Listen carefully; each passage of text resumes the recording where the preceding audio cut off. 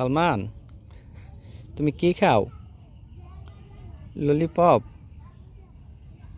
তুমি কোথায় আসছো বাব্বু? তুমি তুমি দাদি বাড়ি আসছো? তুমি অনেক দিন ধরে দাদু বাড়িতে আসো নাই?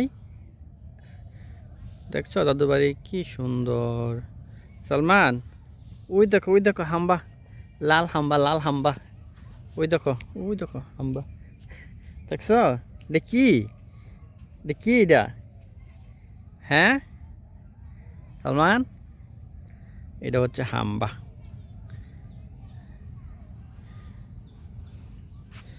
আর এগুলো হচ্ছে আমাদের বাড়ির সামনে ধানের জমি।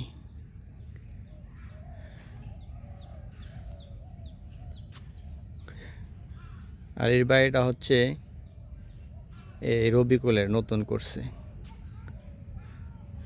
আর এটা হচ্ছে